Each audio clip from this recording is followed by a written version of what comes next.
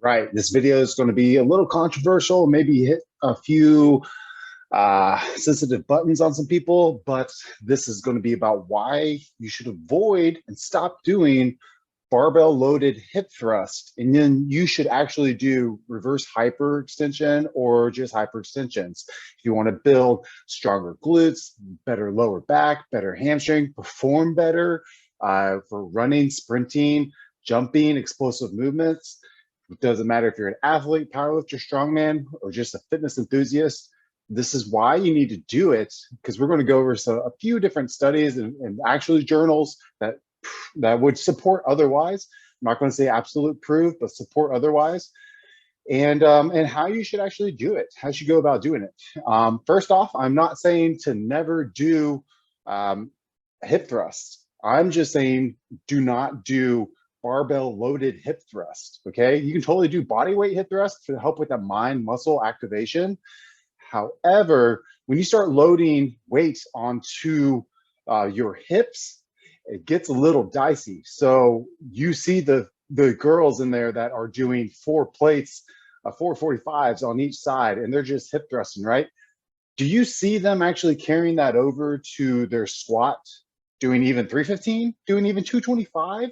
Do you see them even doing that with deadlifts? Because that's what we're trying to achieve, is to have a better lockout position, a better hinge movement, right? You don't see them deadlifting 315. You don't see them deadlifting 405 with their hip thrusting. You don't see them deadlifting 225 for that many reps that they are hip thrusting. Now you can say, well, it's a hip hinge loaded movement, so we can move a more load and a lesser range of motion. But is that really even performing a benefit to our other exercises? And second, for all of you people that are saying, like, I don't know what I'm talking about, you know, the visual image of me on this, I do look smaller. However, you know, I'm not trying to play with the lighting game and stuff, but I mean, I can handle my own, guys. So we're going to listen to me about what my opinion on this. I choose to be the size that I am because I feel healthy and I am performing better, and I'm have a better Wilks and ratio for my strength to size. So keep in mind also, I'm 6 foot tall and I struggle to stay 200 pounds. And not even that whenever I wake up in the morning. So I'm going to go ahead and share my screen. So again, going back to this, reverse hypers. Okay, so first off, we're going to go to a website for those of you listening. It's called Simply Faster. Okay, so Simply is SIMPLI faster.com. So this is a sports physiologist, specializes in movements, and he works with Olympic athletes or people who are going to become Olympic athletes over at, I believe, Brown University. Yep. And he was the strength coach for the United Air Force Academy, Kim Goss. So anyways, first off, the reason why we don't really want to do the hip thrust with a barbell loaded hip thrust is because of our spine. And this is what again, there's 2 things that people do in the gym that I see trainers and just people in general. One is barbell loaded hip thrust. The other one I can be on another video. It's putting plates underneath your heels during your squats, because you have poor ankle mobility and you're trying to compensate, and now you're putting a plate underneath your heel, and guess what that's doing? That's applying pressure on your plantar fascia. And if your biomechanics start from your feet and go up, you're going to have issues with your knees, with your ankles, with your hips, all this because you're putting these plates underneath your heels, and it's literally putting pressure on your plantar fascia. Okay, so then first you're going to get plantar fasciitis, or you're going to have some sort of bursitis within like your bursa, right? Or whether it be your knee, your ankle, your hip. And the other thing, the same thing but different concept, is putting bands underneath your feet and putting it on deadlifts to do banded deadlifts.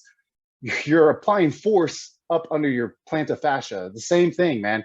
You're you just don't get biomechanics. You just don't do that because you're putting bands that are like 70 plus pounds of added tensile load to your deadlift if you're deadlifting 315 or 405. Like that doesn't make any sense. Just put it on pins and then don't step on it. Okay, anyways, back to this. So I'm gonna share my screen. So our spine, it is meant to take a load, but it's meant to take a load that is vertical, okay? So it's column-like structure, and it's meant to take that vertical load and compression force. It's not meant to take this shearing horizontal force that your hip thrust with the bar across your hip are doing, okay? It's not meant to do that. Now you're gonna cause issues from bulging disc to herniated disc, and you're gonna have that problem, not now, not tomorrow, not 3 weeks, not a month, not 2 months, not 6 months, but you're gonna get it. You're gonna get it sooner or later. And that's why you're gonna die off and not be able to be a fitness enthusiast and do hip thrusts anymore. You're gonna be like, oh, well, we stopped doing hip thrusts and now all my videos are gonna be with kickbacks on the Stairmaster because that's how I built my glutes, you know. Right, so that's my biggest pet peeve with that. So again, you can do body weighted hip thrust to get the activation. You can do band, like the hip circle. So the hip circle from, man, why can't I get this thing off? So the hip circle from Slingshot, Mark Bell's company, Slingshot hip circle. And you guys see this stuff all the time on people.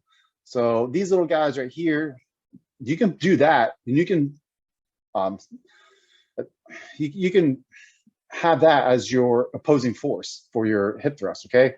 So I would do that, and then again, go to reverse hypers, or even do RDLs, because that's going to carry over to your deadlifts. Because why are you choosing to do barbell loaded hip thrust in the first place? What are you achieving? To get a bigger glute or to activate the glute? Like, because there's not studies supporting loaded barbell hip thrust cause growth in glutes, not with keeping maintenance calories, not with people doing squats, doing walking lunges, Bulgarian split squats, RDLs. These are things that have been more anecdotally supportive to performance in your deadlift, in your squat, and the aesthetics of your glutes, and also your hamstrings, and also your biceps femoris, so your quads, to get that nice sweep, and all while keeping a healthy back, okay? So they actually talk about this on the Simply Fasters, that sprinters should be doing reverse hypers and instead of hip thrust. And again, this is all because of that loading force on your spine, that horizontal shearing force. Also, they go into even them doing front squats. So front squats for sure, anything to help with the hamstrings to be able to take the force of stopping and that explosive movement, right? Because that's usually whenever we tear hamstrings, it's not on the sprint itself, but it's usually the slowing down. It's the way that the muscle takes the force. So also, we're going to go to another website. So we're going to go to barbend.com. I think this is a really great source of information for powerlifters, strongmen, for people who are into strength. And so if you are putting, loaded barbell on your hips and you're doing maximum weight, obviously you're training for strength.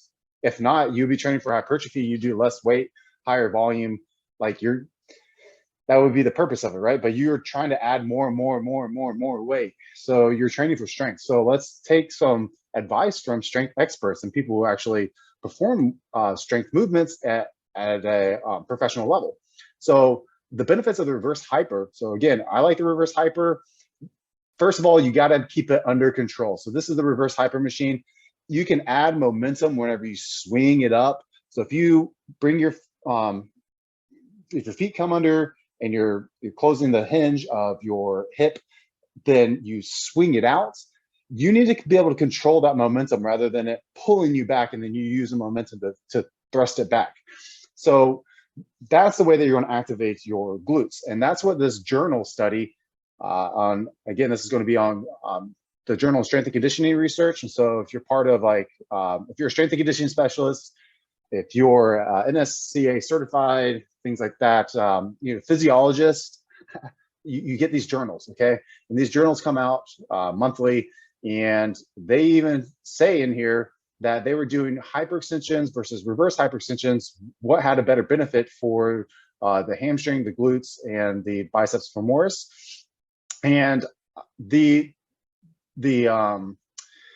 hip or the hyperextension, it had more, and they put so they put an EMG on muscles as well to measure the tension and the response of the muscles. This is how they measure. So if you have like a muscular wasting disease, this is how we measure in labs if a muscle is firing. So even they're even using it in people that have like ALS, Parkinson's, things like that. We can track how the muscle contracts, and so they pretty much found that the hyperextensions were activating more glutes and more hamstring, but that was because that the reverse hyper, they didn't control how they process momentum. So they predict and they assume that it was because of momentum that there wasn't as much response in the glutes for the reverse hyper versus the hyperextension. So if you've ever done a reverse hyper, you know for a fact you feel it in your glutes. And they put the same plates on each. So they did a 20 kilogram plate on the reverse hyper, and then they also had them hold a 20 kilogram, God, can't even talk, kilogram plate on their chest for the hyperextensions. So the same amount of weight, same amount of load, and hip hinge, same thing. So again, being controlled in the movement of the reverse hyper, you're going to see better results in your glute activation and your hamstring activation. And even barbend.com, they go through this as well. So they will give you the benefits of the reverse hyper, the more glute and hamstring isolation. You feel it for sure. A better hip extension. So the journal also says that, so the lower back, so the rectus femoris, yeah, is it the rectus femoris? Let's see, before I like spout off wrong stuff, because I know how you guys like to pick apart stuff. Oh man, the rectal spine, yeah. So the rectals on your spine. So I don't remember which exact muscle that they were. The rector spine, yeah. Okay, so the rector spine, they were. That's what activated the most for the reverse hyper. So it's able to protect your lower back. And so I have too many people that say, oh, I can't do this deadlift or I can't do this squat because my lower back hurts. I've had a history of bulging disc. I had a history of this. I had a history of that. Well, you know what's funny is that there are people with rods and pins in their spines and they're still squatting heavy weight. There's a guy, Squat Like Chow, or I think that's his name, Ben Chow.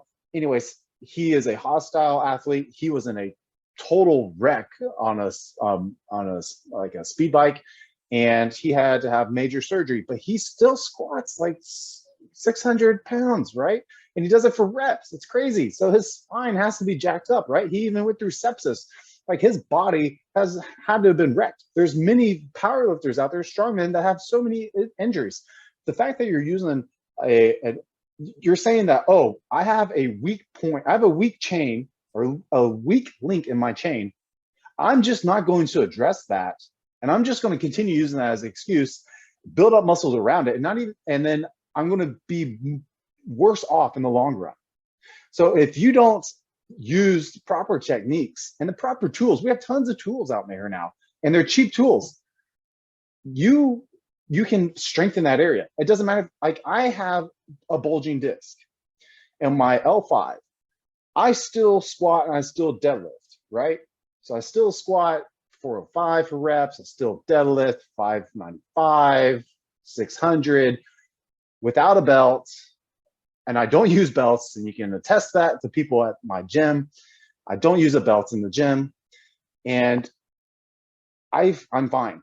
And it's because I do these preventative exercises, movements to be able to strengthen that area.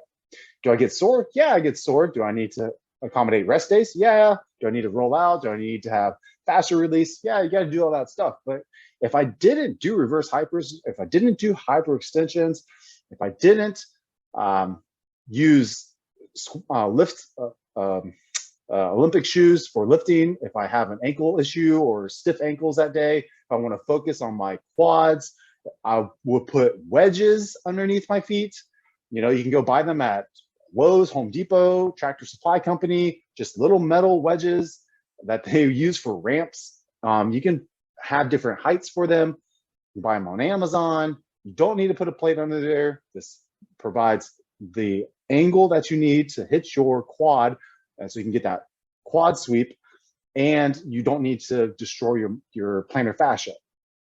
Okay, there's many ways around it. So I would like for people to stop showing these exercises of barbell loaded hip thrust, because that's not carrying over. If you show your barbell loaded hip thrust, and if you can show me that same girl lifting real weight of that same barbell hip thrust, okay.